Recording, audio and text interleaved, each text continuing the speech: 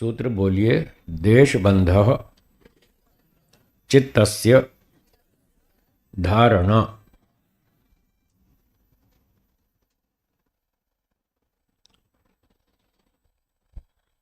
चित्तस्य, चित्त का, देशबंधः किसी एक स्थान पर बांध देना, मन को शरीर में किसी एक स्थान पर स्थिर कर देना, इसको धारणा कहते हैं। ये धारणा है। जैसे कल बात चल रही थी, बंदूक से निशाना लगाना हो और बंदूक ऐसे हिलती रहे तो क्या निशाना ठीक लगेगा? नहीं लगेगा। निशाना ठीक लगाने के लिए बंदूक को स्थिर करना आवश्यक है। ऐसे ही मन को ईश्वर में लगाने के लिए मन को स्थिर करना आवश्यक है। चंचल मन ईश्वर में नहीं टिकेगा।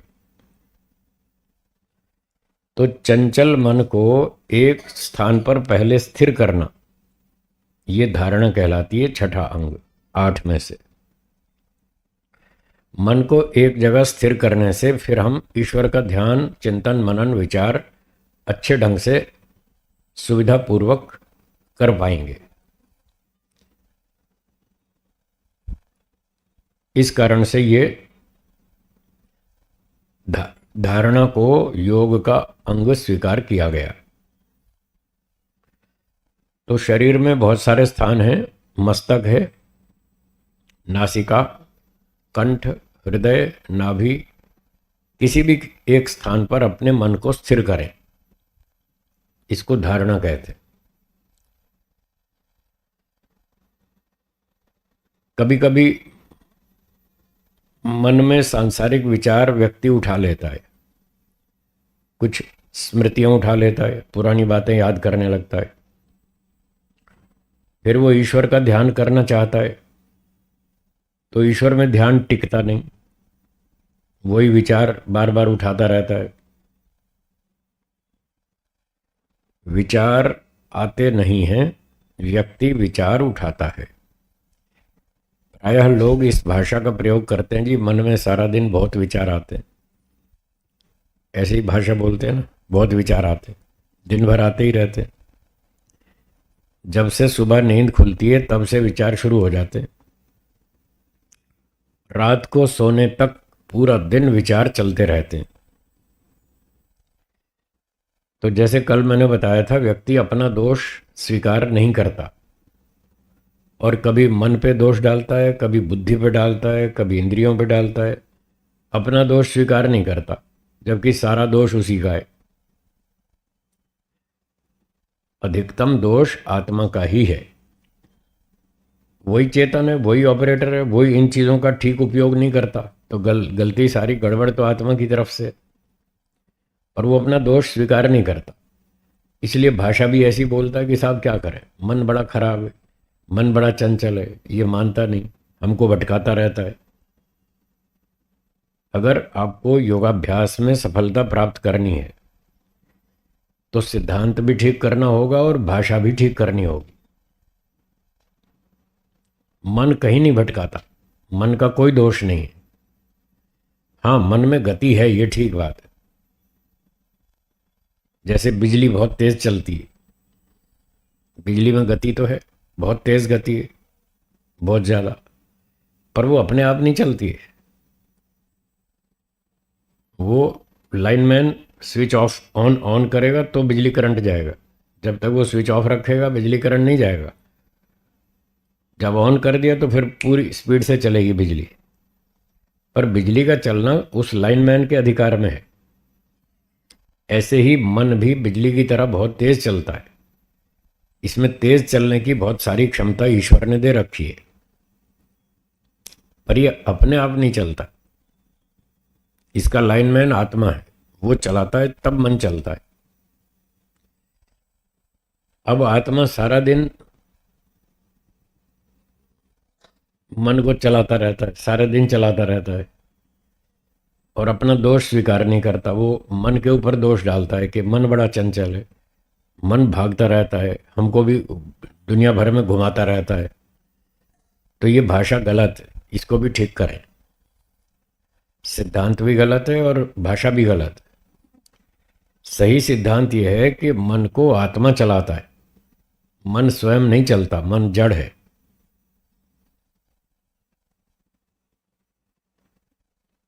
ये बहुत मूल्यवान सिद्धांत है, मूल सिद्धांत है। मन जड़ है, वो स्वयं नहीं चलता। आत्मा चेतन है, वो मन को चलाता है। ये सिद्धांत दिमाग में बिठाएं और भाषा भी ठीक करें। मेरा मन भागता है, ऐसे नहीं बोलना। मैं मन को भगाता रहता हूँ, ऐसे बोलिए। देखिए फिर अपने ऊपर दोष आएगा। मैं मन को टिकाता ही नहीं, मैं मन को इधर उधर भगाता रहता हूँ, चलाता रहता हूँ, भेजता रहता हूँ, ऐसे बोलना पड़ेगा। फिर आपके ऊपर दोष आएगा, फिर आप थोड़ी मेहनत करेंगे इसको ठीक करने की, कंट्रोल करने की। मैं क्यों चलाता हूँ? जब मुझे ईश्वर का ध्यान करना है तो मैं मन को संसार में क्यों भेजता हूँ? ये प्रश्न अपने ऊपर से, अपने आप से पूछना है, और इसका उत्तर भी अपने आप ही ढूंढना है। अगर मुझे ईश्वर का ध्यान करना है, ईश्वर में मन टिकाना है, तो मैं संसार में मन को नहीं भेजूंगा, मैं संसार में मन को नहीं चलाऊंगा, मैं पुरानी बातें याद नहीं करूंगा। मन मेरा नौकर है, मैं इसका मालिक हूं, मैं इसको अपनी इच्छा से चलाऊंगा। ऐसी भाषा आपको रटनी पड़ेगी, कम से कम 10 लाख बार।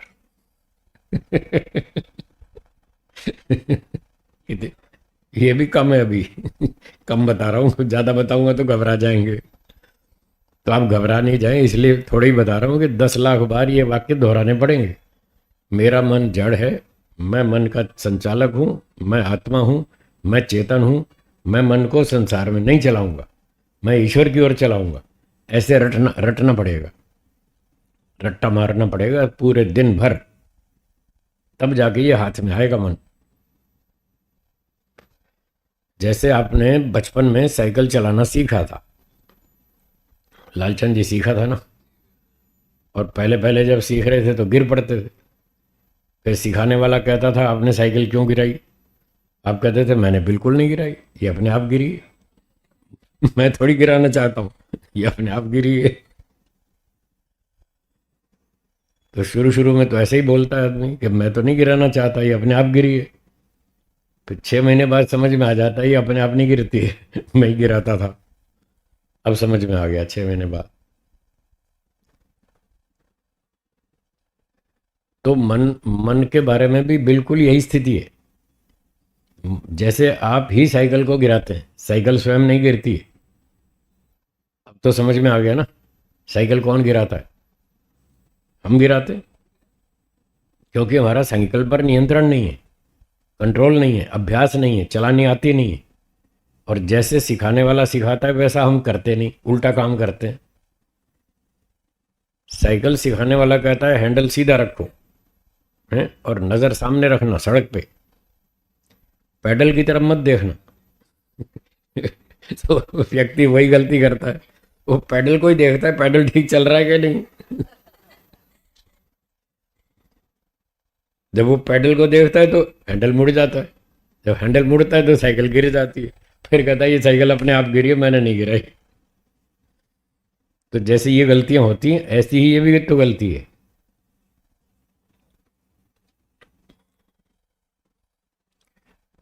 सिखाने वाले गुरुजी कहते हैं मन जड़ है, इसको आप ही चलाते हैं, आप इसको मत चलाओ, संसार की ओर मत भेजो।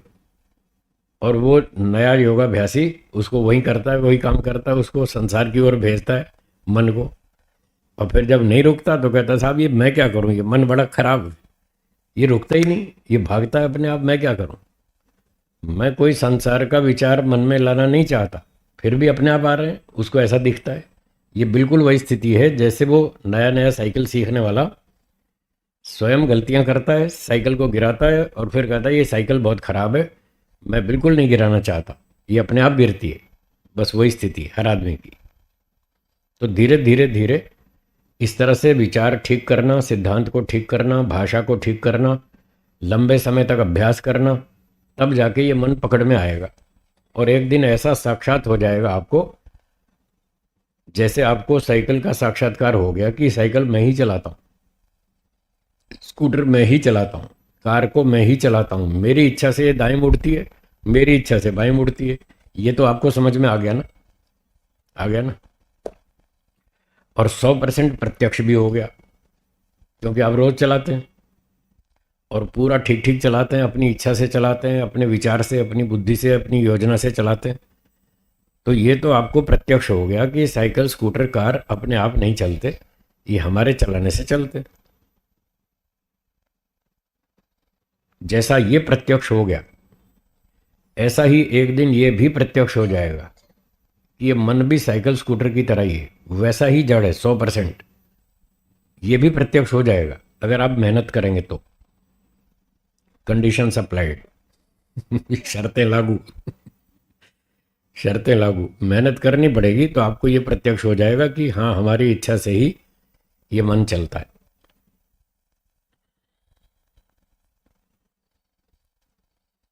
तो इस सिद्धांत को बार बार दोहराएं। मन जड़ है, मैं चेतन हूँ, आत्मा हूँ, मैं मन का संचालक हूँ, मैं अपनी इच्छा से और अपने प्रयत्न से मन को चलाता हूँ। हाँ, ये वाक्य बोलिए, मैं अपनी इच्छा से और प्रयत्न से मन को चलाता हूँ। इस वाक्य को 10 लाख बार दोहराना है, फिर आपको समझ में आ जाएगा कि हाँ, मन मेरे हाथ में है, मेरे कंट्रोल में है, मैं जैसे चाहूँ वैसे चलेगा, ये मेरे अधीन है। फिर समझ में आ जाएगा। कुछ एक्सपेरिमेंट भी करने होंगे, प्रयोग भी करने होंगे, प्रैक्टिकल। ये तो हुई थ्योरी, बार बार रट्टो, रट्टा मारो, और प्रैक्टिकल भी करना होगा। नींबू का अचार अपने सामने रख लीजिए, एक एक्सपेरिमेंट बता रहा हूँ। भोजन के समय नींबू का अचार सामने रख लीजिए और फिर पूरा भोजन खाते रहिए और मन में संकल्प कीजिए आज अचार नहीं खाना है, बाकी भोजन खाना है लेकिन अचार नहीं खाना है। मैं देखता हूँ मन मेरे कंट्रोल में रहता है या नहीं रहता। इस तरह का एक परीक्षण करें। अचार सामने रख लें और मन में संकल्प करें अचार आज नहीं खाना है, या जो भी आपको फेवरेट आइटम हो, अच्छी लगती हो, वही सामने रख लें। कोई मिठाई हो, अचार हो, नींबू का, आम का, जो भी सामने रख लें और संकल्प कर लें आज ये नहीं खाना है, और सारा भोजन चुपचाप खाते रहिए। फिर मन में परीक्षण करते रहिए कि मन ललचा रहा है कि नहीं ललचा रहा है अचार खाने के लिए।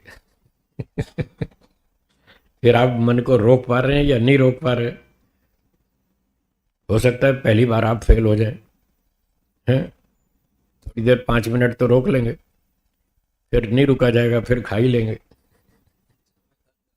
हाँ, अभी इस पे एक्सपेरिमेंट को मैं कल करूँगा, आज तो खा ही लेता हूँ बाकी फिर कल करूँगा।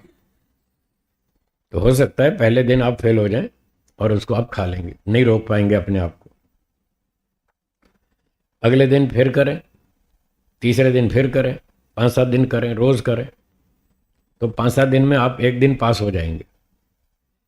अचार रखा रहेगा, आप पूरा भोजन खा जाएंगे और अचार नहीं खाएंगे। उस दिन देखना आपको कितना उत्साह होगा कि मैं अपने मन को जीत सकता हूँ, मैं अपने मन को, विचारों को रोक सकता हूँ, इतना कॉन्फिडेंस आएगा। तो ऐसे छोटे छोटे अनेक प्रयोग करने पड़ेंगे, फिर आपको पता चल जाएगा कि मन जड़ है, मेरी इच्छा से चलता है।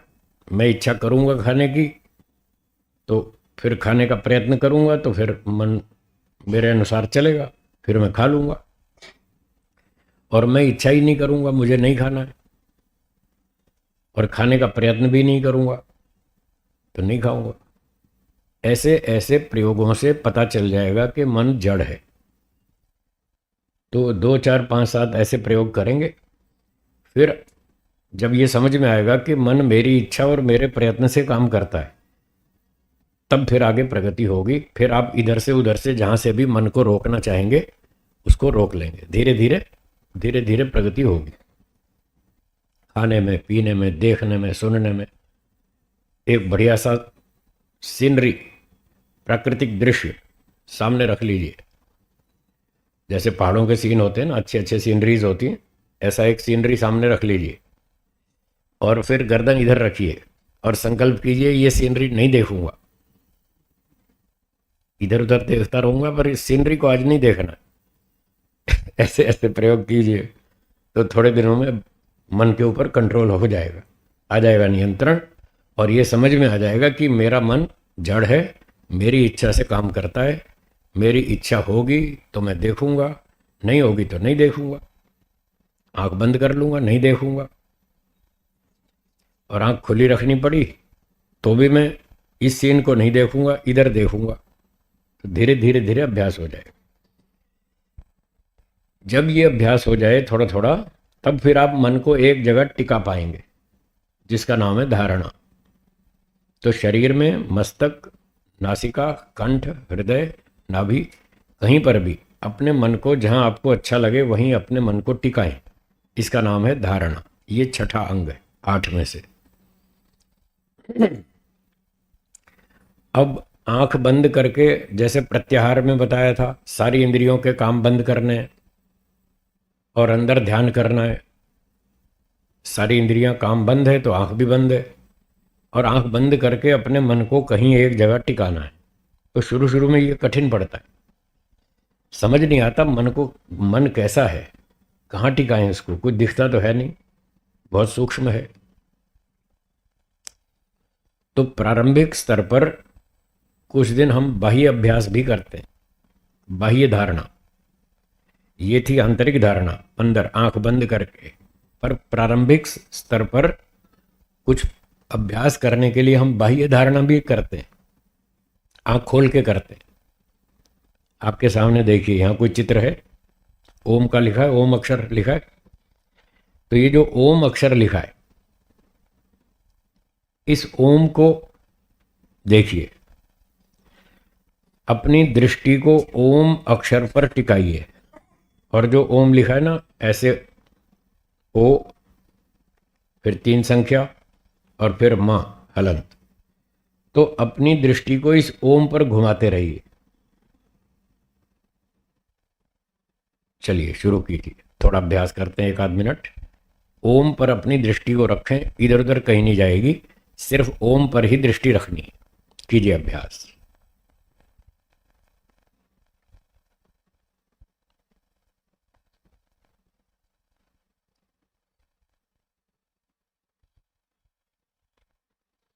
पलकें झपकनी हो तो झपक सकते हैं,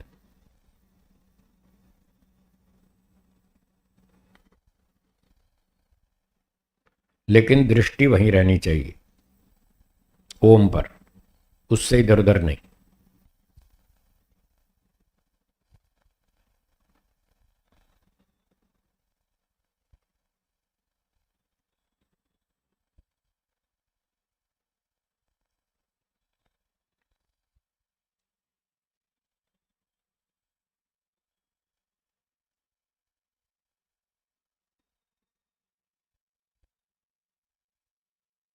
बस अब रुकेंगे।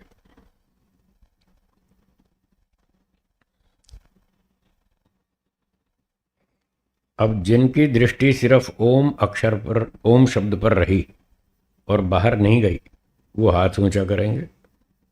वाह, बहुत सारे, बहुत बढ़िया, धन्यवाद। तो इससे आपको कुछ कुछ पता चला ना, कि आप जहाँ चाहेंगे आपका मन, आपकी दृष्टि वहाँ टिक सकती है। इससे कुछ कुछ समझ में आया होगा कि हमारे अधीन है मन, इंद्रियां, हम इनको जैसा चाहें वैसा चलाएंगे।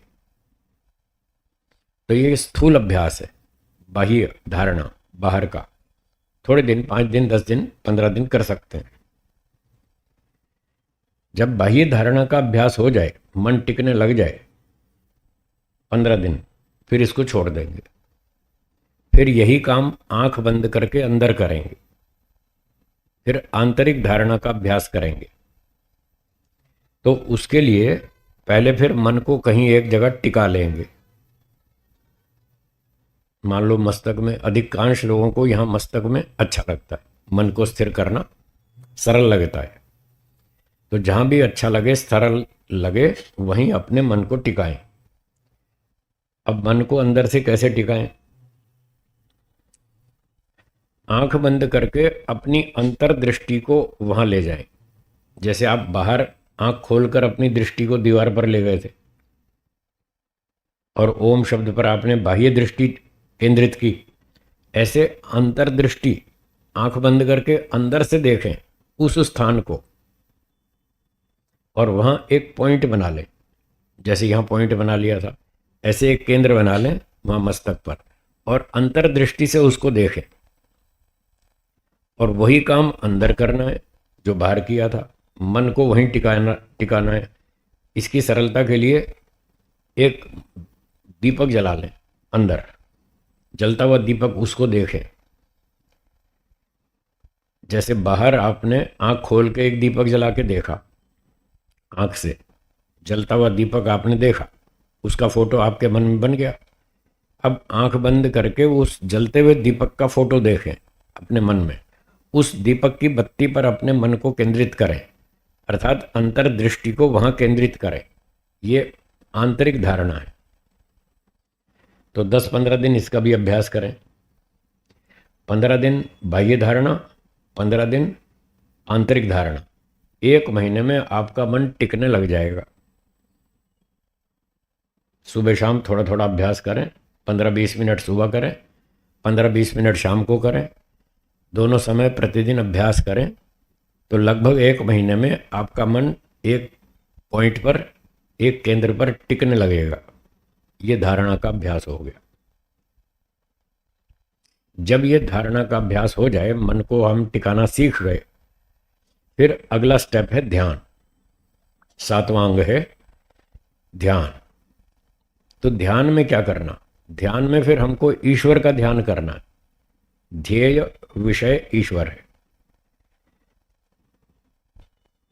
तो ईश्वर का ध्यान करने के लिए वो जो हमने ओम का चित्र देखा था अंदर, पहले बाहर देखा दीवार पर, फिर अंदर देखा, कोई दीपक को बाहर देखा, फिर अंदर देखा, जो भी हमने देखा आकृति, अब उस आकृति को हटा देंगे। उसको हटा करके, क्योंकि ध्यान हमको ईश्वर का करना है, तो एक समय में एक ही काम कर सकते हैं। ये तो एक प्रारंभिक अभ्यास था मन को स्थिर करने के लिए, जो हमने ये दीपक और ओम का चित्र सामने रख करके अभ्यास किया। अब इसको, मन को यहां से हटा करके ईश्वर में लाना है। तो ईश्वर का ध्यान करने के लिए पहले थोड़ी तैयारी करेंगे। मन से हम एक समय में एक ही काम कर सकते हैं, या तो संसार का चिंतन या ईश्वर का। एक समय में एक ही काम होगा। अब हम इस समय करना चाहते हैं ईश्वर का चिंतन, तो बाकी चीजों को हटाना पड़ेगा। इसलिए यदि आपने ओम का चित्र सामने रखा था, उसको हटा दीजिए। कोई दीपक का फोटो मन में रखा था, वो हटा दीजिए। सब हटा दीजिए और अपने मन में ऐसा विचार कीजिए कि चारों तरफ खूब गहरा अंधेरा है। ईश्वर साकार है या निराकार? तो निराकार ईश्वर का ध्यान करना है। निराकार की कोई शक्ल, फोटो, आकृति होती नहीं। अगर कोई शक्ल हो, फोटो हो, आकृति हो, तो उसको देखने के लिए तो लाइट चाहिए। अंधेरे में आप कोई फोटो, शक्ल, आकृति नहीं देख पाएंगे।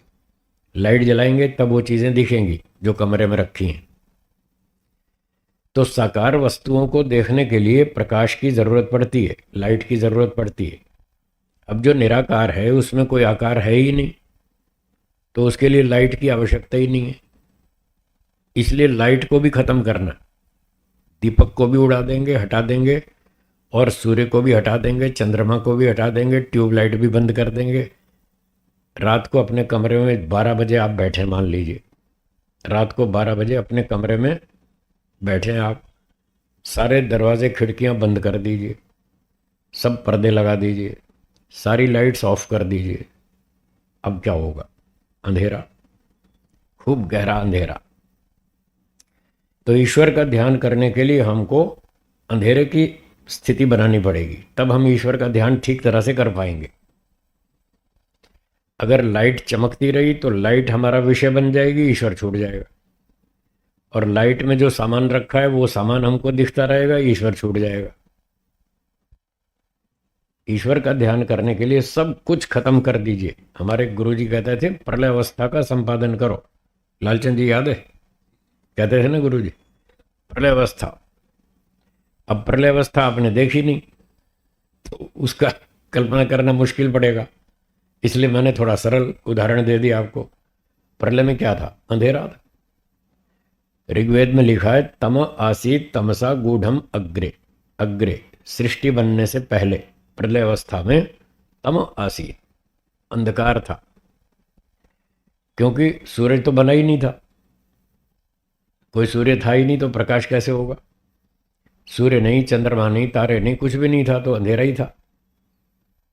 तो वो थोड़ी कठिन प्रक्रिया है प्रलय वाली, वो भी करते हैं, आगे चलकर वो भी करेंगे, वो थोड़ी कठिन है। पर प्रारंभिक स्तर पर सरल स्थिति यह है कि जैसे आप अपने घर में बैठे हैं, रात का समय है, 12 बज रहे हैं, सब लाइटें बंद कर दी, कमरे खिड़कियां दरवाजे सब बंद कर दिए और खूब अंधेरा अंधेरा, ऐसी स्थिति बनाएं तो कोई बाह्य विचार आपको नहीं आएगा।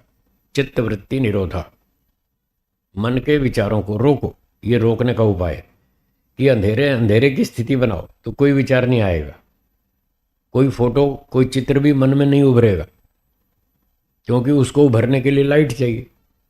और लाइट हमने हटा दी, लाइट बंद कर दी, तो अब वो कहाँ दिखेगा? अंधेरे में कुछ दिखता ही नहीं। तो ये ध्यान की तैयारी, अंधेरे का सीन बनाएं अपने मन में। और फिर अगली बात, ईश्वर के स्वरूप का चिंतन करें, क्योंकि ईश्वर का ध्यान करना है तो पहले शब्द प्रमाण से और अनुमान प्रमाण से उसका स्वरूप हमारे दिमाग में होना चाहिए, तभी उसका ध्यान कर पाएंगे। ध्यान का मतलब है लगातार एक ही वस्तु का चिंतन करना। बोलिए।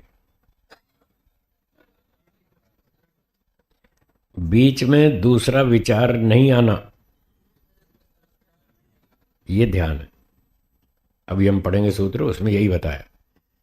एक ही वस्तु का लगातार चिंतन करना है, दूसरा सांसारिक विचार बीच में नहीं आना चाहिए। अब हमें ध्यान करना है ईश्वर का, तो ईश्वर का ही विचार मन में रहना चाहिए बस। दुकानदारी, नौकरी, व्यापार, बच्चे, पत्नी, परिवार, शॉपिंग, उधारी, लेना देना सब भूल जाओ उतनी देर के लिए। जितनी देर आप ध्यान करेंगे उतनी देर के लिए सब दुनिया को भूल जाओ। बस एक ईश्वर है और एक मैं, दो ही हैं बस। मैं ध्यान कर रहा हूँ, ईश्वर का ध्यान कर रहा हूँ, दो ही चीज़ें अपने मन में रखनी है और कुछ नहीं रखना, सब खत्म, उड़ा दो। तो अंधेरे की स्थिति बनाकर ईश्वर का विचार करेंगे। ईश्वर कैसा है? एक देशी या सर्वव्यापक? सर्वव्यापक। तो ध्यान की तैयारी में कुछ ईश्वर के 5-4 गुण, 5-6 गुण उसके विचार करेंगे, जिससे हमारी भूमिका तैयार हो जाए ध्यान करने के लिए।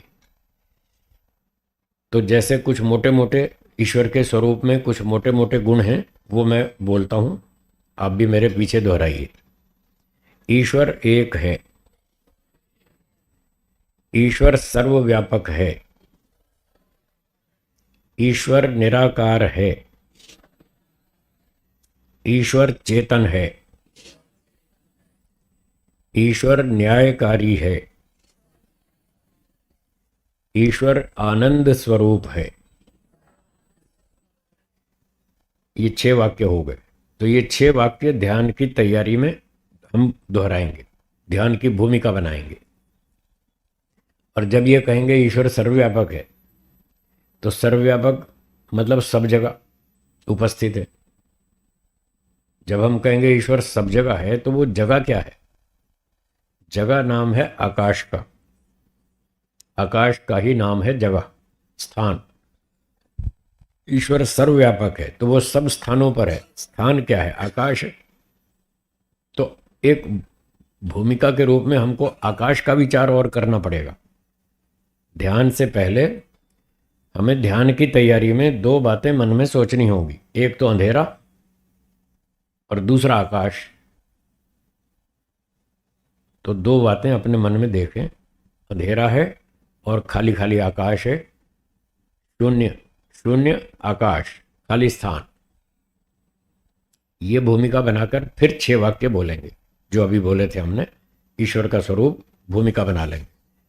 उसके बाद फिर तस्य वाचकः प्रणव, फिर ओम का जप करेंगे, तज्जपस तदर्थ भावनम। तो ये ध्यान की भूमिका बन गई। अब इसकी परिभाषा देखिए, सूत्र दूसरा, पुस्तक आपके पास है, योग दर्शन तीसरा पाद सूत्र 2। बोलिए, तत्र प्रत्यय एकतानता ध्यानम। तत्र का मतलब वहां, कहां, जहां आपने धारणा बनाई थी वहां। मान लो यहां बनाई थी, एक उदाहरण के रूप में, मस्तक में लोगों को अधिक सुविधा रहती है, तो आपने यहां मन को स्थिर किया, धारणा बनाई। देशबंधस चित्तस्य धारणा, आंतरिक दृष्टि से आपने उस स्थान को देखा और अपनी अंतर्दृष्टि को वहां स्थिर कर दिया, तो मन टिक गया, ये धारणा बन गई। तो जहां धारणा बनाई थी तत्र, वहां, वहीं ध्यान करना। अब क्या ध्यान करना है? प्रत्यय एकतानता। प्रत्यय का अर्थ है विचार। क्या अर्थ है? विचार। कौन सा विचार? ईश्वर का विचार, ईश्वर संबंधी विचार। एकतानता, लगातार लगातार ईश्वर का ही विचार बना रहे, बीच में दूसरा सांसारिक विचार नहीं आना चाहिए। खाने का, पीने का, शॉपिंग का, खेलने का, कूदने का, देश विदेश की यात्रा का, कुछ नहीं। बच्चे का, स्कूल का, ट्यूशन का, फीस का, कोई विचार बीच में नहीं आना चाहिए। एक ईश्वर का ही विचार रहना चाहिए, बस। इसका नाम है ध्यानम। ये ध्यान है। आपने ईश्वर का विचार मन में शुरू किया, 50 सेकंड तक चला, और फिर दूसरा विचार उठा लिया, बच्चे का स्कूल ट्यूशन फीस भरनी है, तो समझ लो ध्यान टूट गया, कट, ध्यान टूट गया। ईश्वर का विचार छूट गया, दूसरा विचार बीच में आ गया, तो आपका ध्यान टूट गया। टूट गया तो कोई बात नहीं। जैसे साइकिल चलाना सीख रहे थे, सीखते सीखते गिर पड़े, फिर क्या हुआ? फिर खड़े हुए। ऐसा तो नहीं किया ना, गिर पड़े तो गिर ही पड़े, बस वहीं पड़े ही रहेंगे, उठेंगे नहीं, ऐसा तो नहीं है ना। गिर पड़े तो क्या हुआ? उठो, फिर ठीक हो जाओ, फिर खड़े हो जाओ, फिर हाथ पैर झाड़ो, कपड़े झाड़ो, फिर दोबारा शुरू करो। ऐसे ही तो सीखे थे ना। तो जैसे साइकिल सीखते समय बार बार गिरते थे, उठते थे, गिरते थे, उठते थे, धीरे धीरे अभ्यास करते करते सीख गए। फिर धीरे धीरे अच्छा अभ्यास हो गया, फिर तो अच्छा इतना सीख गए कि दोनों हाथ छोड़ के भी चलाने लगे हैं। साइकिल चल रही है, पहले एक हाथ छोड़ के अभ्यास किया, फिर दोनों हाथ छोड़ दिए और फिर भी साइकिल चल रही है। और फिर ऐसे चलते चलते फिर दुकानों के बोर्ड भी पढ़ते जा रहे हैं, ये कौन सी दुकान है, इस पर क्या लिखा है, वो भी पढ़ते जा रहे हैं। फिर आगे चल के और अच्छा अभ्यास हो गया, तो फिर जेब से मूंगफली निकाल के वो भी खाए जा रहे हैं, और साइकिल भी चल रही है, मूंगफली भी खा रहे हैं।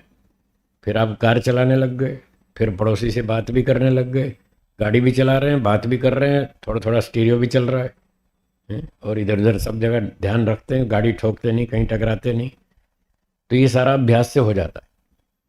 तो जैसे यहाँ और लौकिक कार्यों में हम अभ्यास करके उन कार्यों में कुशल हो जाते हैं, एक्सपर्ट हो जाते हैं, तो ऐसे ही मन के ऊपर भी बहुत अच्छा नियंत्रण करना सीख जाएंगे।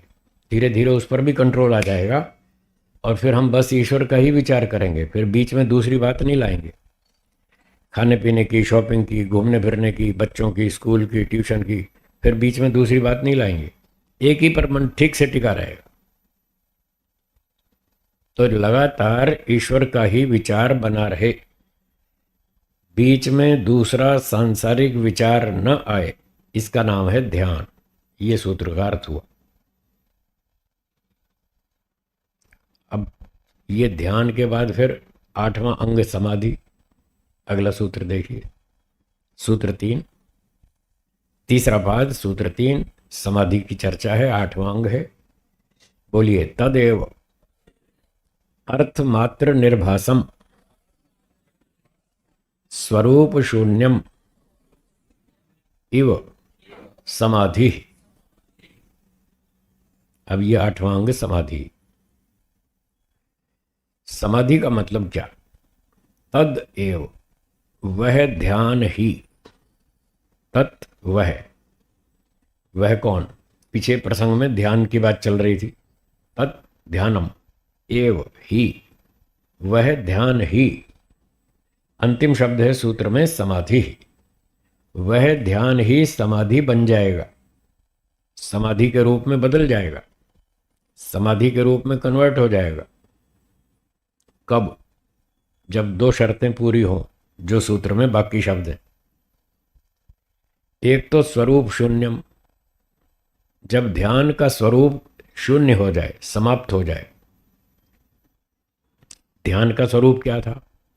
ध्यान का स्वरूप यह था कि हम ओम का जप कर रहे थे, ईश्वर के गुणों का विचार कर रहे थे, ईश्वर का चिंतन कर रहे थे लगातार, और अपनी स्तुति कर रहे थे, प्रार्थना कर रहे थे ईश्वर से, हे भगवान आप न्यायकारी हैं, हमें भी न्यायकारी बनाइए, हमको न्याय करने का गुण दीजिए, हम भी न्याय करेंगे, अन्याय नहीं करेंगे।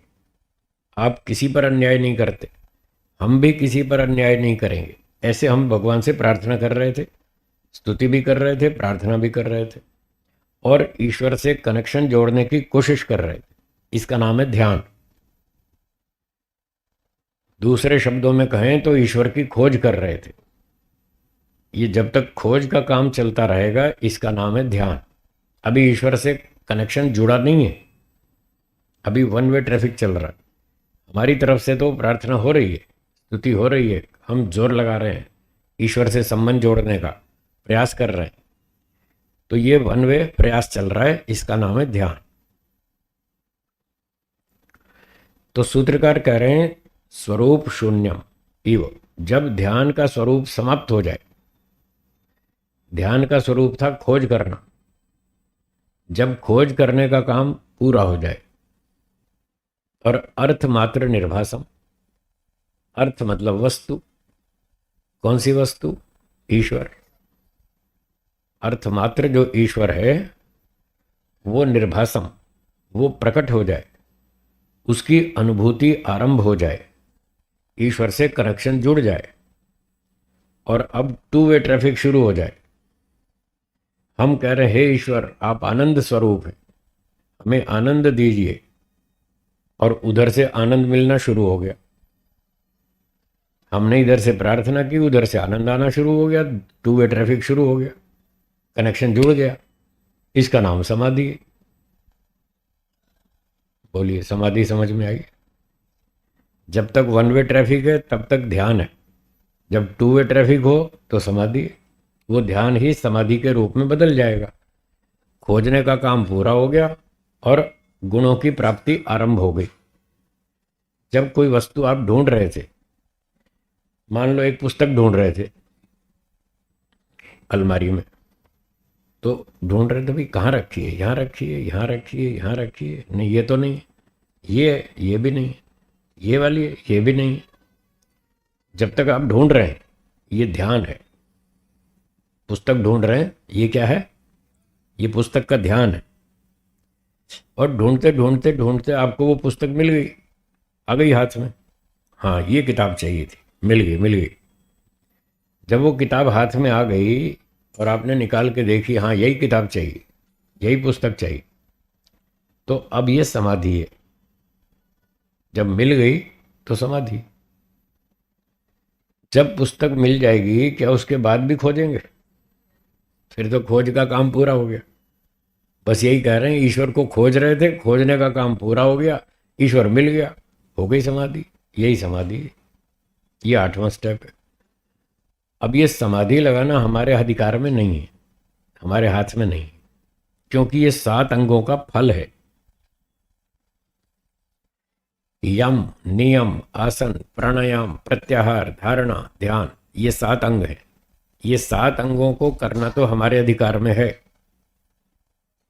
ये तो हम कर्म कर सकते हैं। पर इसका जो फल है समाधि, वो ईश्वर के अधिकार में, वो तो ईश्वर ही लगवाएगा समाधि। एक नौकर सेठ के यहाँ नौकरी करता है, काम करता है पूरे महीने भर, जब पहली तारीख आती है तो तनख्वाह का दिन आता है, तो तनख्वाह तो सेठ अपने हाथ से देगा ना, गल्ले से निकाल के, या नौकर खुद उठा लेगा उसके गल्ले में से। वेतन लेने का अधिकार नौकर को नहीं है कि सेठ के गल्ले में से जाके निकाल ले, वो तो सेठ देगा उसको, अपने हाथ से देगा। बस समाधि तो ईश्वर के हाथ में, वो सेठ है हमारा, हम उसके नौकर हैं। जब हमारा काम पूरा हो जाएगा, सेठ खुश हो जाएगा, वो हमको पगार दे देगा, नौकर तो वेतन दे देगा, तो वो हमारी समाधि लगवाएगा। इसका नाम है समाधि। बोलिए, समझ में आया? कोई शंका हो तो पूछिए। बोलिए। नमस्ते।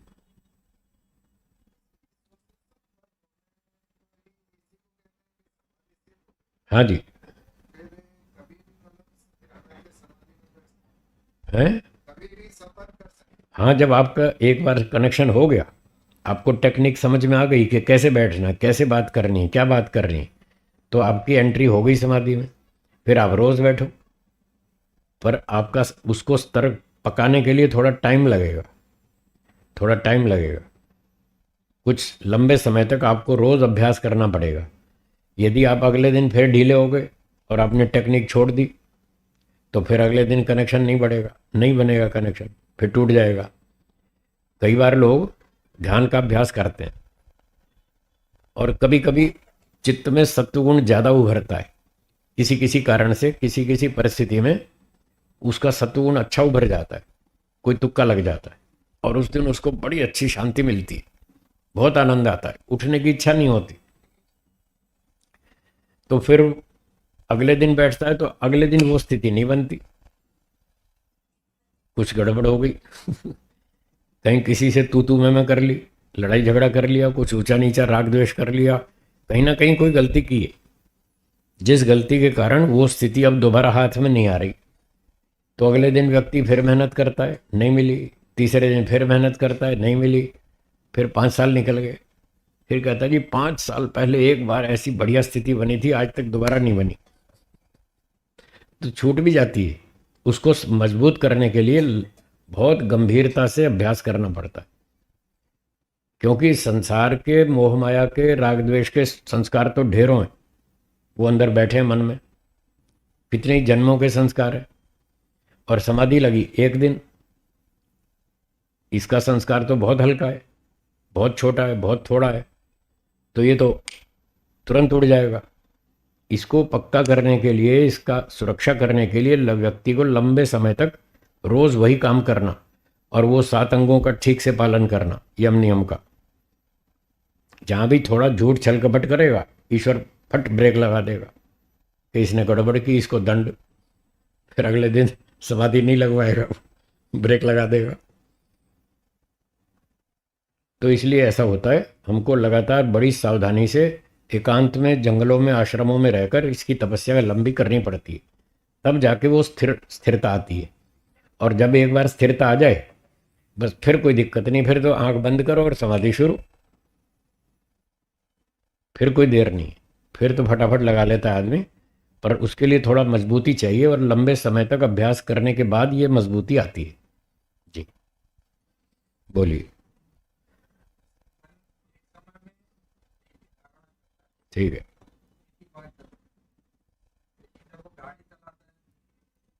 कई काम एक साथ होते हैं, सड़क भी देख रहे हैं, पीछे वाली गाड़ी को भी शीशे में देख रहे हैं, पड़ोसी से बात भी कर रहे हैं, स्टीरियो भी सुन रहे हैं, और बोर्ड वोर्ड भी देखते जा रहे हैं, चौराहे को भी देख रहे हैं कहाँ मुड़ना है, और मंजिल को भी याद कर रहे हैं कहाँ जाना है।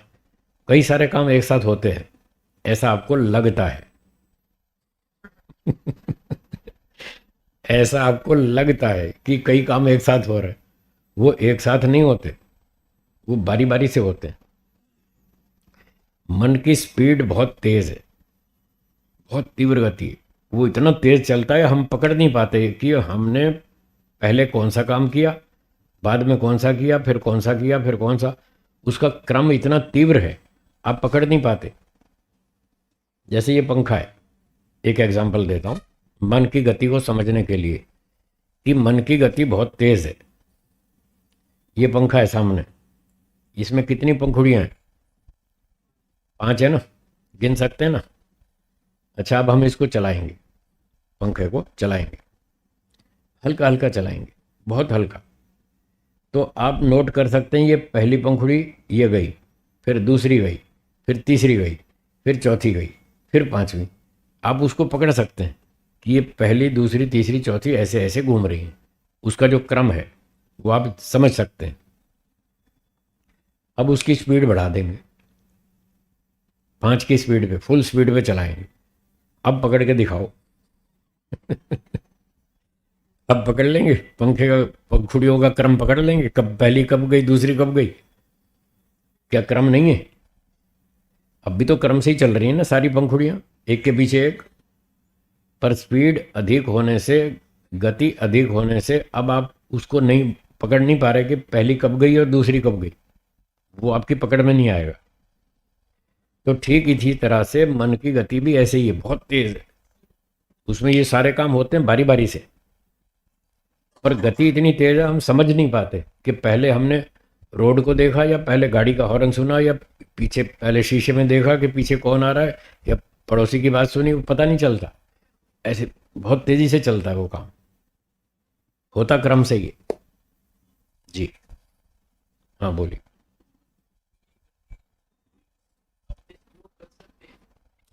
स्लो भी कर सकते हैं। आपकी कार आपके हाथ में, आप स्लो चलाओ या तेज चलाओ आपके हाथ में, धीरे भी चला सकते हैं। उसमें तेज चलने की क्षमता है। आपकी कार में स्पीडोमीटर पे देखो, 200 तक की स्पीड लिखी है कि ये कार 200 की स्पीड तक चल सकती है। फिर आपकी मर्जी, आप 40 पे चलाओ, 60 पे चलाओ, 80 पे चलाओ, 120 पे चलाओ, जितनी भी चलाओ वो आपके अधिकार में है, पर उसमें क्षमता है 200 तक चलने की। ऐसे ही मन में क्षमता है बहुत तेज चलने की। आप चाहें तो धीरे भी चला सकते हैं, चाहें तो तेज भी चला सकते हैं।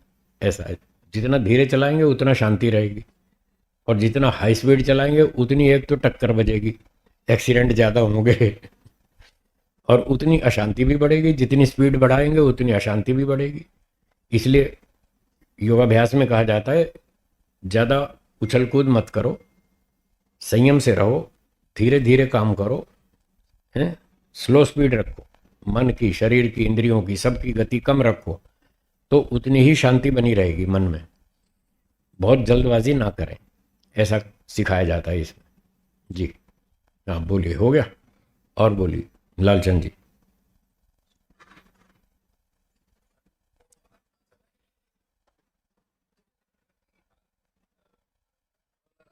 हम्म, दोनों की मानी जाएगी। एक पायलट चलाता है विमान को, विमान की गति तीव्र है, हाँ या ना? और जो पायलट विमान को चलाता है वो दिमाग से चलाता है ना, उसके दिमाग की स्पीड विमान की गति से कम होनी चाहिए या ज़्यादा होनी चाहिए? तो दोनों की गति है ना। पायलट के दिमाग में भी हाई स्पीड है, तभी वो उसको कंट्रोल कर पाएगा, नहीं तो कंट्रोल नहीं कर पाएगा। तो कल जैसे बात चल रही थी, ईश्वर ने मन में सत्वगुण की मात्रा अधिक रखी, इसीलिए रखी कि हम अच्छे काम कर सकें, मन को सात्विक बना के रखें, शांत बना के रखें, इसमें अच्छे विचार पैदा करें, और सेवा के, परोपकार के, दान के, दया के, ये अच्छे विचार हम उत्पन्न कर सकें, और सारे अच्छे अच्छे काम करके शांति से जी सकें, और ये सब अच्छे काम करके मोक्ष प्राप्त कर सकें।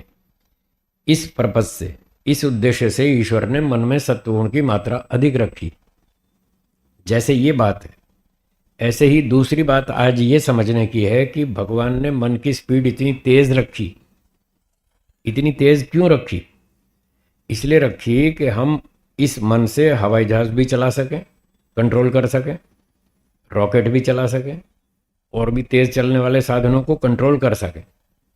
अगर हमारे मन की गति कम होगी, दिमाग की गति कम होगी, आत्मा की गति कम होगी, तो तेज चलने वाले साधनों को नियंत्रित नहीं कर पाएंगे और रोज एक्सीडेंट होंगे। अगर विमान की, रॉकेट की स्पीड तेज है और पायलट के दिमाग की स्पीड कम है, तो पहले एक्सीडेंट ठोक देगा, फिर सोचेगा ये क्या हुआ। उसकी स्पीड कम है ना, तो पहले तो एक्सीडेंट ठुक जाएगा, फिर सोचेगा ये क्या हुआ, अब क्या सोचने का क्या मतलब, अब तो हो गया जो होना था, अब तो खत्म। तो पायलट के दिमाग की स्पीड वाहन से तेज होनी चाहिए, तभी उसको नियंत्रित कर पाएगा कि अब आगे ये दुर्घटना हो सकती है, फट ब्रेक लगाएगा, नहीं इधर नहीं जाना इधर जाना। तो इस प्रकार से ईश्वर ने ये मन की गति जानबूझकर तेज बनाई, ताकि हम विमान भी चला सकें और रॉकेट भी चला सकें और सब बड़े बड़े काम कर सकें, इसलिए तेज गति बनाई। अब जब मन की गति तेज है तो आत्मा की गति उससे ज़्यादा तेज होनी चाहिए, नहीं तो वो मन का कंट्रोल नहीं कर पाएगा। यदि वो मन का कंट्रोल नहीं कर पाया तो चित्तवृत्ति निरोध नहीं होगा, योग समाधि लगेगी नहीं कभी, और योग समाधि नहीं हुई तो फिर मोक्ष नहीं हो पाएगा। तो हमारा मोक्ष संभव होना चाहिए, इस उद्देश्य से ईश्वर ने मन आदि को बहुत तीव्र गति वाला बनाया, और ये स्वभाव से आत्मा की गति भी उससे ज़्यादा तेज है, तभी उसको कंट्रोल कर पाएगा।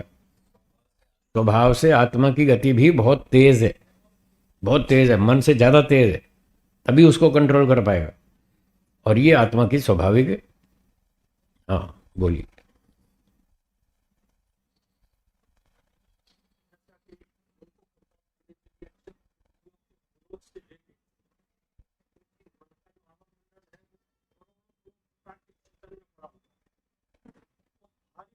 मन को कंट्रोल करने के लिए यम, इन्होंने किस तरह से बताया कि यमों को कैसे कंट्रोल करने का, यम के द्वारा मन को कैसे कंट्रोल, फिर नियम में ले गए। नियम का बहुत विशाल सागर है, यम नियम आसन का बहुत विशाल सागर है। यम नियम आसन प्राणायाम जबरदस्त, यानी मन सूक्ष्म होता जाता है, बुद्धि सूक्ष्म होती जाती है, प्राण सूक्ष्म होता जाता है। उन्होंने बताया आत्मा सूक्ष्म है, और आत्मा को पकड़ने के लिए मन को सूक्ष्म करना पड़ेगा, प्राणों को सूक्ष्म करना पड़ेगा। यम आसन प्राणायाम प्रत्याहार, मन और सूक्ष्म हो गया, आपका चिंतन सूक्ष्म हो गया, आपका प्राण सूक्ष्म हो गया, अब आनंद आएगा। यम नियम आसन प्राणायाम प्रत्याहार, धारणा से स्टार्ट हो गई सूक्ष्म की यात्रा। तो धारणा से जैसी सूक्ष्म यात्रा शुरू हुई, बस उसके अंदर परमात्मा का बल आने लगा। और बल जैसे ही आया, एक करोड़ों प्रकार का जो बाहरी बाहरी चिंतन था मन का एकदम बस हुआ, अब मन पावरफुल होने लगा। जैसे बुद्ध ने बताया ना कि मन जबरदस्त पावरफुल होगा तभी ऐसा जो पकड़ सकता है। वो कोई बात नहीं, मैं अपने एक दो मिनट कहने दो, पूरा होने वाला है। हाँ बोलिए बोलिए। यहाँ इनको देखता हूँ, एक्शन बता दूंगा, मुझे जो अनुभव होता है उसको एक्शन करता ठीक है ठीक है, हाँ ठीक है बोलिए बोलिए। हाँ बोलिए हूँ। बोलिए। ऐसा ठीक है। जैसे ही दुख होता है भागना ध्यान। अब समाधि में क्या होता है कि समाधि की तरफ एक क्षण के लिए, दो क्षण के लिए मन सूक्ष्म होकर उस परमात्मा को पकड़ता है, परमात्मा अति सूक्ष्म है, इतना आनंद देता है, तो पकड़ता है। फिर संसार की कुछ ऐसी चीजों में फिर वो चला जाता है, फिर पकड़ता है, कभी कभी ध्यान लगता है, कभी नहीं लगता। इस तरह से उस परम रस को जब कंटिन्यूअस पीने लगता है, तब आनंद का एक ऐसा खजाना चेतना के ऊपर पड़ता है। मन बार बार उसको पकड़ने की कोशिश करता है, संसार में रहता है, संसार के प्रभाव में जाता है, फिर सोचता है इसमें आनंद है, क्यों कि उसने एक बार उस रस को चख लिया। तो बार बार ऐसा होता है, बस धीरे धीरे समाधि की अवस्था बढ़ती चली जाती है। बहुत बढ़िया, बहुत अच्छा। हाँ जी, और कोई शंका हो तो बोलिए बोलिए बोलिए, आप बोलो।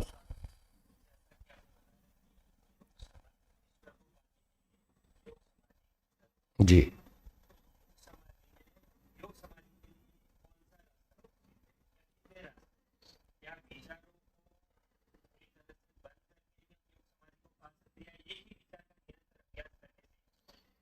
सांसारिक विचारों को रोकना है, सारे विचारों को बंद नहीं करना, सांसारिक को रोकना है, ईश्वर का विचार चालू रखना है।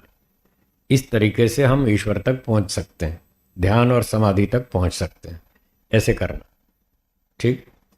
हाँ जी बोलो। हाँ हाँ जी हाँ जी, कर तो सकते हैं, कंडीशंस अप्लाइड। मैदान में कर लो, रोड पे नहीं, रोड पे करोगे तो कोई ठोक ठाक देगा, या आपका कहीं बैलेंस बिगड़ गया तो फिर आपके दांत बाहर आ जाएंगे। हाँ, है ना। तो आप अनाड़ी आदमी हैं।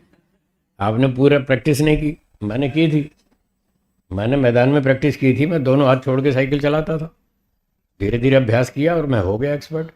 तो रोड पे ऐसा नहीं करता था, खुले मैदान में कर लेता था, बस सीखने के लिए। जी, और बोलिए।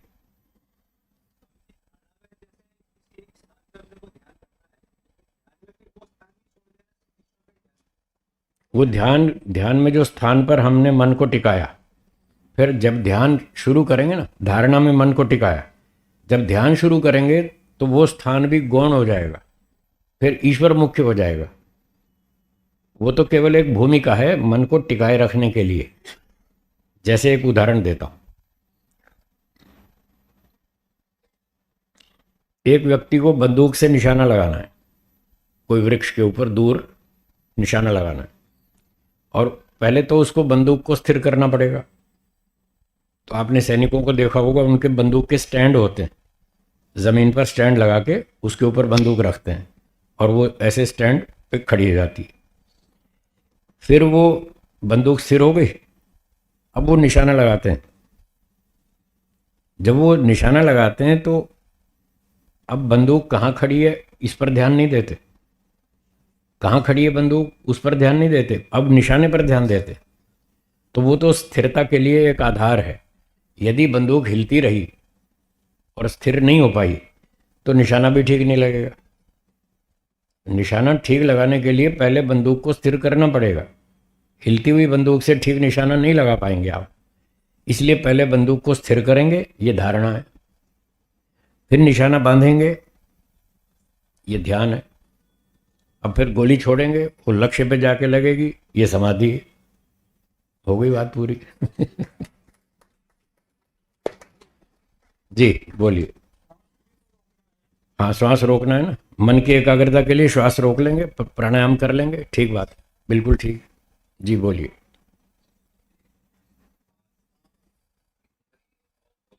हम्म।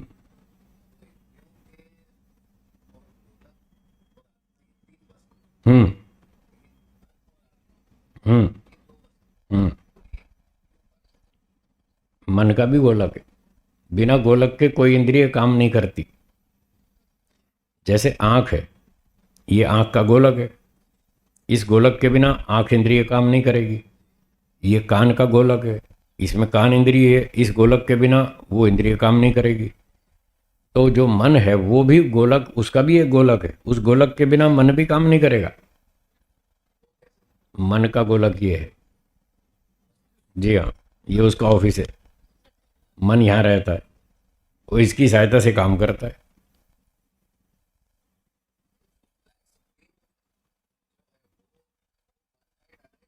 ना। वो तो एक आधार है। जैसे बताया ना, बंदूक को टिकाने के लिए जमीन चाहिए, जमीन।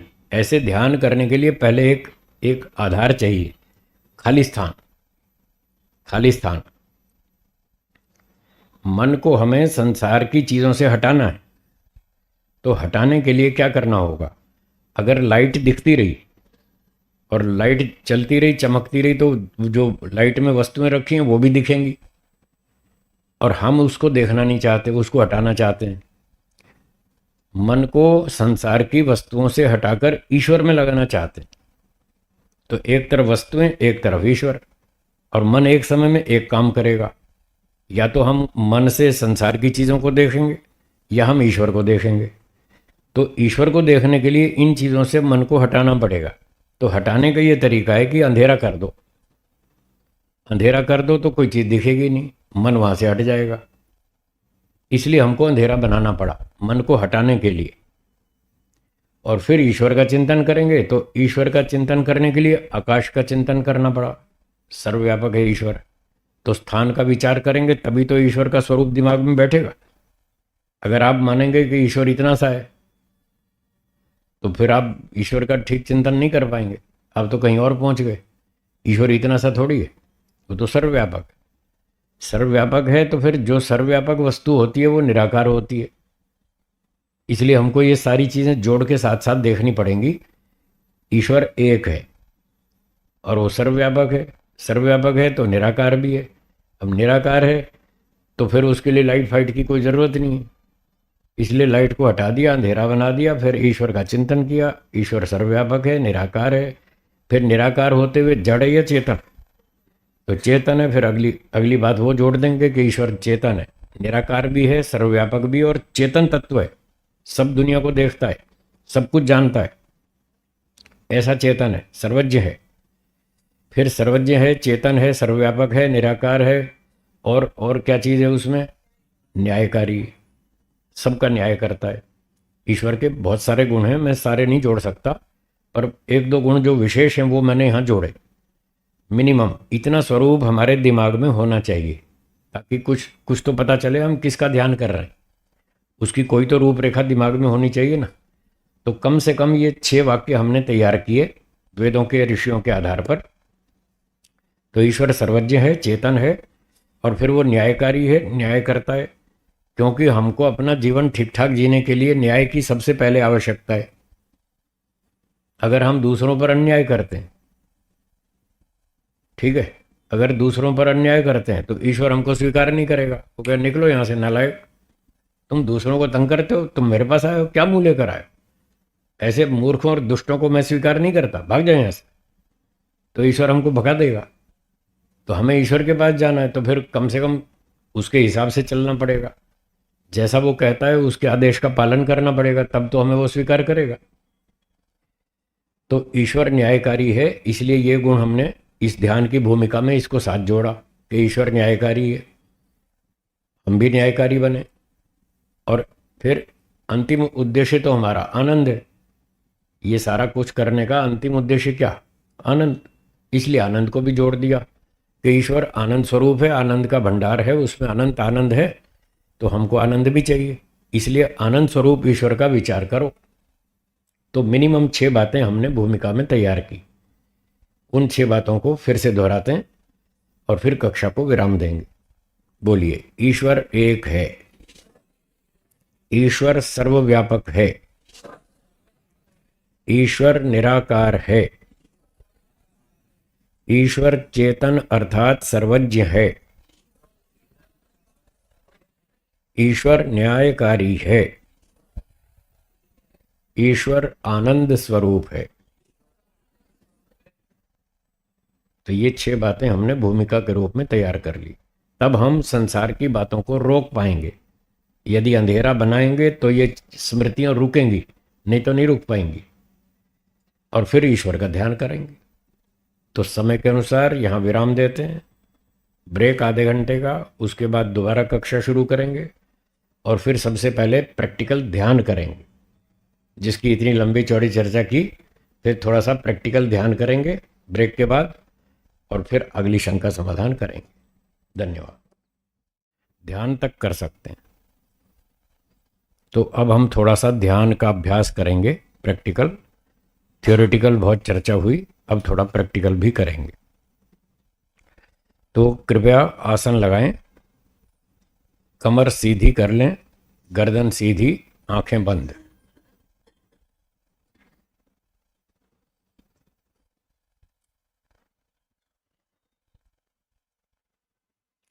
आंखें बंद कर ली। आंखें प्रतिनिधि है सभी इंद्रियों का, अर्थात जो प्रत्याहार बताया था। अब हम ये आंखें बंद करके प्रत्याहार कर रहे हैं।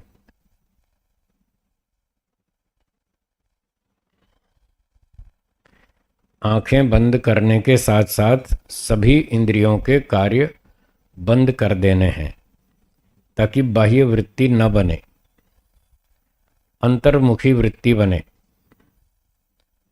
अब हमें बाहर की चीज़ें नहीं देखनी, सुननी, नहीं सोचनी। अंदर की आत्मा, परमात्मा आदि अंदर की वस्तुओं पर विचार, चिंतन, मनन करना है। इसलिए प्रत्याहार का अभ्यास कर रहे हैं। सब इंद्रियों के कार्य बंद कर दिए। धारणा, मन को अपने शरीर में किसी भी एक स्थान पर स्थिर करने का प्रयत्न कीजिए।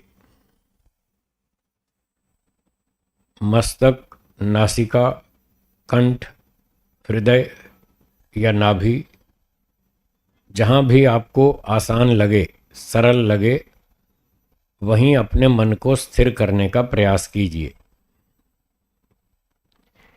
इसका नाम है धारणा।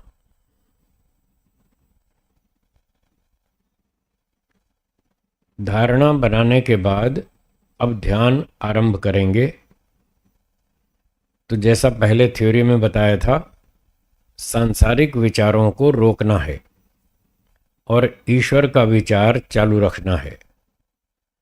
सांसारिक विचारों को रोकने के लिए मन में सोचिए, चारों तरफ खूब गहरा अंधेरा है।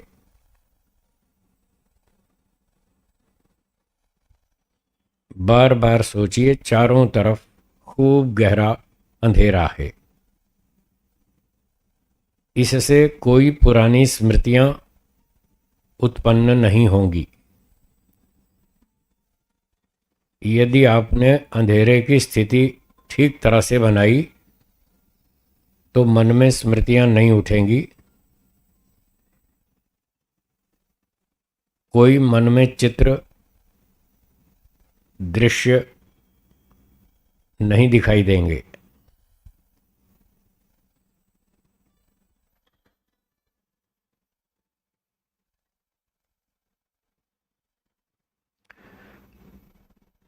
ऐसी स्थिति बनाकर अब आकाश को देखिए अपने मन में।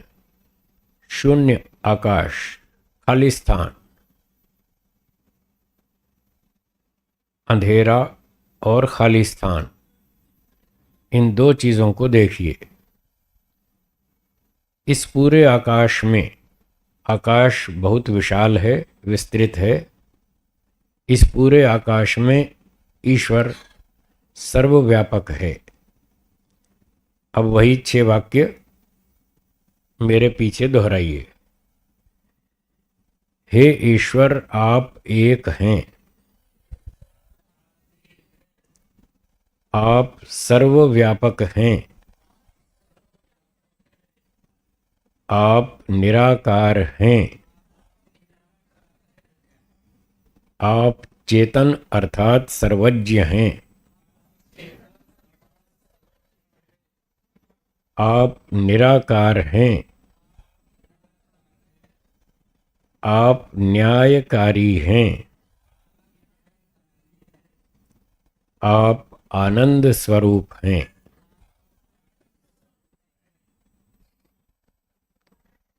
इस तरह से हमने ध्यान की तैयारी कर ली और अब एक छोटे मंत्र से ईश्वर का ध्यान करेंगे।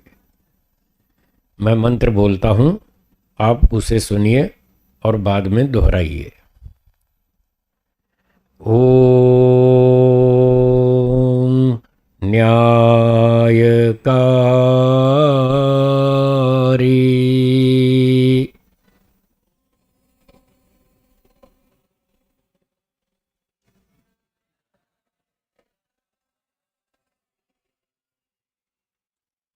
हे ईश्वर, आप न्यायकारी हैं। हमें भी न्यायकारी बनाइए। न्याय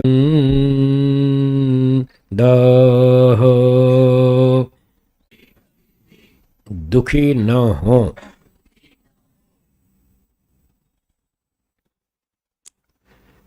इस प्रकार से छोटे छोटे मंत्रों से ईश्वर का ध्यान करना चाहिए। अच्छी लगी? कुछ मन टिका? टिका? चलो, अच्छी बात। बस ऐसे ही रोज धीरे धीरे अभ्यास करें, धीरे धीरे लाभ होगा। और कोई शंका हो तो बोलिए।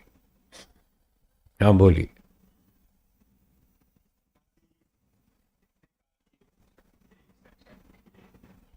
कम से कम 1 घंटा। जब व्यक्ति नया नया समाधि में प्रवेश करेगा, 2-3-4 मिनट टिक गया, अब फिर उखड़ गया, तो ये विक्षिप्त अवस्था है। तीसरी वाली एकाग्र में संप्रज्ञा समाधि है, उसमें भी मन के ऊपर पूरा कंट्रोल रहेगा। वो भी 1 घंटा लगभग कम से कम उसका मन टिकना चाहिए। और अनुभूति के विषय होंगे वितर्क, विचार, आनंद और अस्मिता। वो चार संप्रज्ञात समाधियां हैं, उसमें पंचमाभूत आदि आदि वो विषय रहेंगे। बोलिए।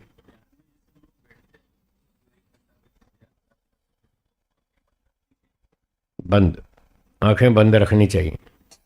प्रत्याहार में बताया ना, आंखें बंद रखनी। तब आप अंतर्मुख होकर अंदर की चीज़ों का ध्यान, चिंतन, मनन कर पाएंगे। आंख खुली रहेगी तो बाहर की चीज़ दिखेगी, तो उस चीज़ का ध्यान नहीं कर पाएंगे आप। एक समय में एक ही काम होगा। जी हाँ, बोलिए।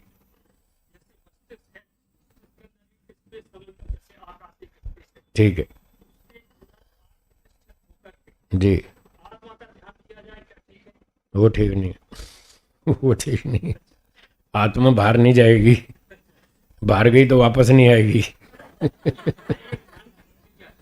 ध्यान की प्रक्रिया में बस आकाश का चिंतन करें और कुछ नहीं, आकाश और ईश्वर, बस इतना ही।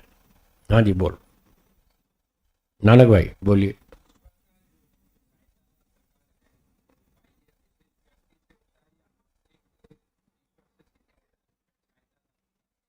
ईश्वर का सहायता, ईश्वर की सहायता मतलब आप पूछ रहे हैं बाहर से होती है या अंदर से?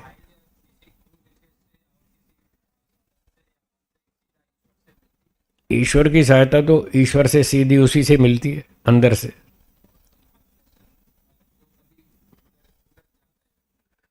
उसमें व्यक्ति जब उलझ जाता है कहीं समस्या में, तो उसको ईश्वर की सहायता तो ईश्वर अंदर से स्वयं देगा और उनसे कहेगा भाई मुझे रखते हैं, उसका हित चाह।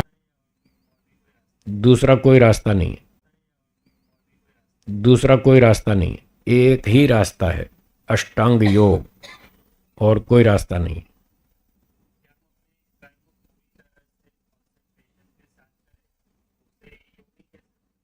वो योग का एक भाग है। योग में तीन भाग हैं। शास्त्रों का अध्ययन करके अपने नॉलेज को, आप उनकी योग्यता बना ली आपने, उनकी उनकी योग्यता बना लो, फिर आप भी चलते चलते लगा लेंगे समाधि। मैंने कल बताया था, कल बताया था, नया व्यक्ति आंख खोल के समाधि नहीं लगा सकता। पुराना व्यक्ति 20-30 साल मेहनत कर ले तो वो कर सकता है। हर एक की योग्यता अपनी अलग अलग है, वैसा भी होता है। जी हाँ, हो सकता है। धन्यवाद, बोलिए। उसके साथ समय संबंध, ठीक, ठीक है। हमारे ईश्वर के साथ समय संबंध नहीं है, हम्म, मतलब के अलग अलग पदार्थ होने की वजह से संयोग संबंध, ठीक बात है। संयोग संबंध होने के कारण हम ईश्वर को प्राप्त कर सकते जी। हैं। योग नहीं होता है, संयोग ही रहता है। ये थोड़ा हमको अग्नि और गर्मी, एक अग्नि द्रव्य है, गर्मी उसका गुण है। क्या आप गर्मी को अग्नि से अलग कर सकते हैं? नहीं कर सकते ना, वो अस्वतंत्र है, स्वतंत्र नहीं है। कार और ड्राइवर, ये दो स्वतंत्र पदार्थ हैं। ड्राइवर कार में बैठ जाता है, फिर कार से अलग हो जाता है, वो स्वतंत्र पदार्थ है। दोनों की सत्ता अपनी अलग अलग है। तो शास्त्र का नियम यह है कि जो दो स्वतंत्र पदार्थ होते हैं जिनकी सत्ता अपनी अलग अलग है, उनमें जो संबंध होता है स्वतंत्र पदार्थ है, दोनों का अस्तित्व अपना अलग अलग है। ये एक संयोग की बात है, एक कोइंसिडेंस। संयोग संबंध होते हुए भी आत्मा को ईश्वर का ज्ञान नहीं है, ये कमी है।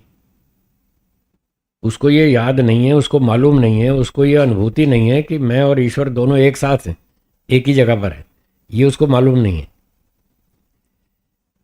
तो इस जानकारी के अभाव में वो ईश्वर से कनेक्ट नहीं हो पा रहा। यूं टच तो है, संयोग की दृष्टि से टच तो है, पर उसको जानकारी नहीं है, इसलिए ईश्वर से आनंद आदि गुणों का लाभ नहीं ले पा रहा।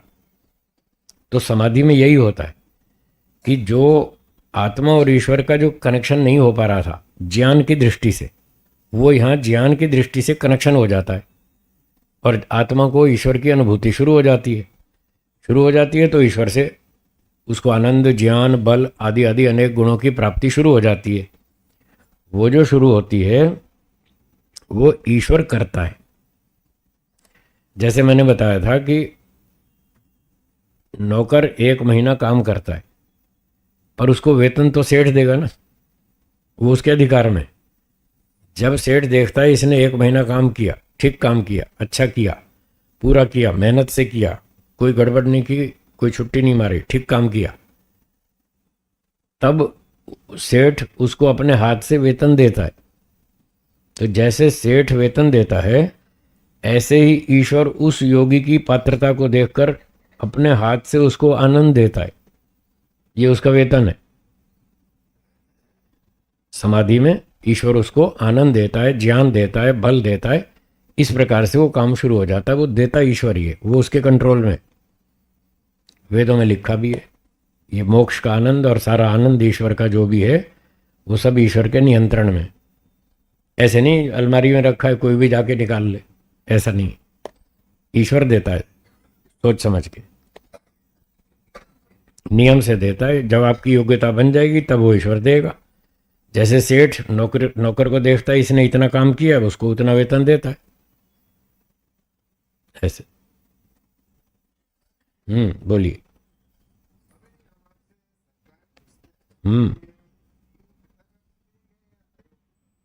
दोनों बातें।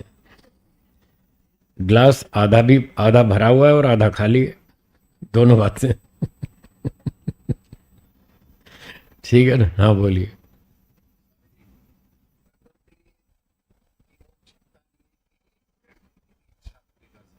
ठीक है। हम्म। नहीं है।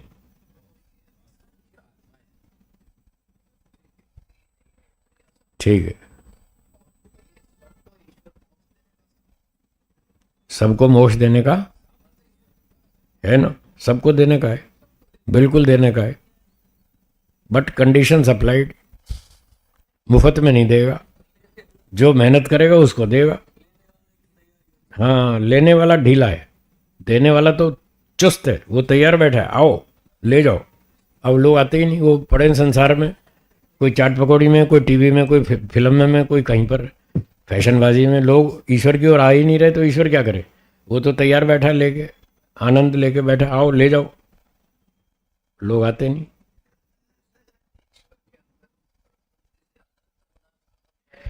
बिल्कुल अनंत गुण, उसके कोई सीमा ही नहीं है। अनंत सामर्थ्य है ईश्वर में। बहुत कम है, प्रकृति तो बहुत छोटी है, बहुत छोटी है। इतनी छोटी प्रकृति भी सबको लाभ दे रही है, सब जीवात्माओं को लाभ दे रही है, सबको शरीर दे रखा है, सबको खाना पीना मिल रहा है। इतनी छोटी प्रकृति भी सब जीवात्माओं को लाभ दे रही है, तो ईश्वर की शक्ति तो इससे भी अनंत है। तो फिर वो क्यों नहीं दे सकता? वो समस्या नहीं कि ईश्वर के पास सामर्थ्य कम है आनंद देने का। सामर्थ्य कंप्लीट है, बहुत अधिक है। लोग लेना ही नहीं चाहते, तो कमी लोगों की तरफ से, आत्मा की तरफ से कमी है। वो आ ही नहीं रहा लेने कोई। ईश्वर के पास तो भंडारे भरे पड़े हैं, उसको कोई कमी नहीं है, खूब दे सकता है। पर वो है न्यायकारी, ये उसका स्वभाव है कि मेहनत करोगे तो दूंगा, आलसियों को नहीं दूंगा, आलसियों को नहीं दूंगा, मेहनती लोगों को दूंगा। मैं तो तैयार बैठा हूँ। माँ तो खाना लेके तैयार बैठी है, बच्चे अपने खेल कूद में लगे, वो आते ही नहीं खाने, तब माँ क्या करेगी? बच्चों का दोष है, क्यों नहीं आ रहे भाई? वो तो माँ भोजन लेके तैयार बैठी है, आओ जी। थोड़ा सा एक बंधन है, ईश्वर के काम में टांग नहीं अड़ा सकते, बस इतना बंधन है। आप जाके ईश्वर को कहें तू हट जा, मैं सूरज बनाऊंगा, तो इतना बंधन है भाई, तुम सूरज नहीं बनाओगे, ये तुम्हारे बस का नहीं है। तुम चांद नहीं बनाओगे, तुम धरती नहीं बनाओगे, तुम गधे घोड़े का शरीर नहीं बनाओगे। दुनियादारी से तुम दूर रहो बस। दुनिया के काम मैं कर लूँगा, वो मेरे बस के हैं, तुम्हारे बस के नहीं है। बस इतना बंधन है। और जीवात्मा को अपने खाने पीने घूमने के लिए पूरी छूट है। हाँ, उसके अपने लिए कोई कोई बंधन नहीं है। सब जगह जाने की छूट है, सब जगह देखने की छूट है, सब कुछ सुनने की छूट है, चखने की छूट है, घूमने की, सब जगह पूरी छूट है। उसको कोई रोक टोक नहीं, अपने लिए कोई रोक टोक नहीं। बस दुनियादारी का काम मना है कि तुम ये काम नहीं करोगे, क्योंकि वो तुम्हारे बस का नहीं है। इसलिए ठीक है।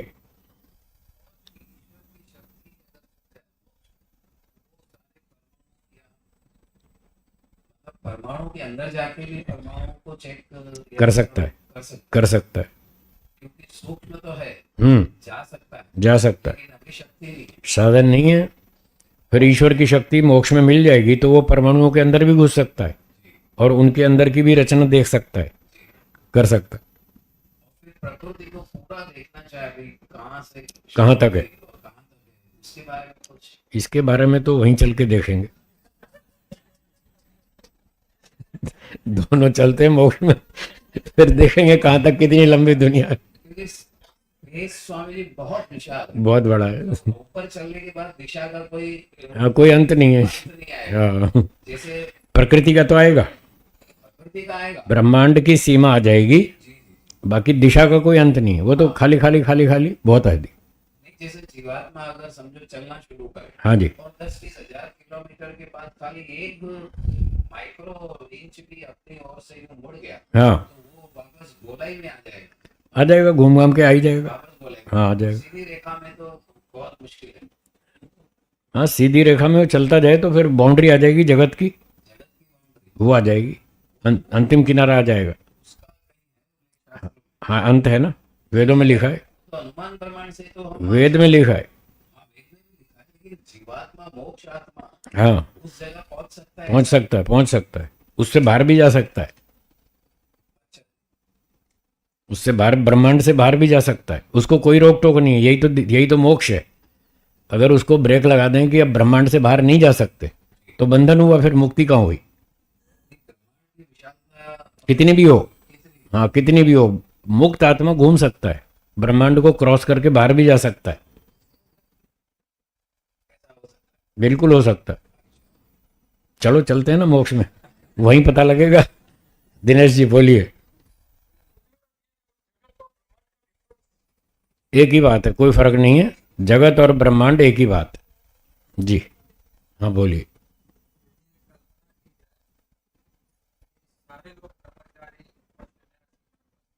ठीक है, ठीक है।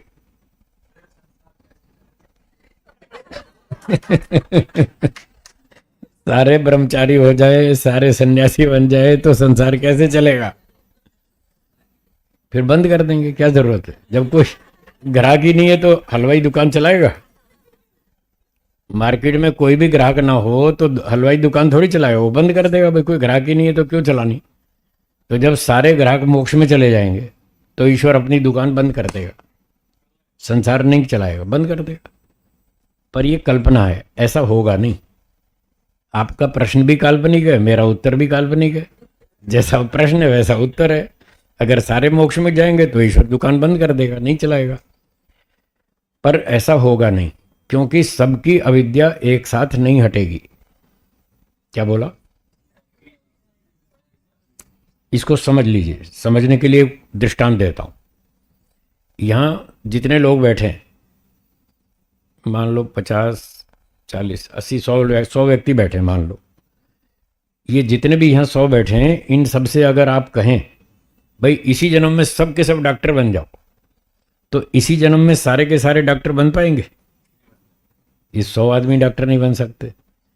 अच्छा, ये 100 के 100 क्या पायलट बन जाएंगे इसी जन्म में एक साथ? नहीं बन सकते।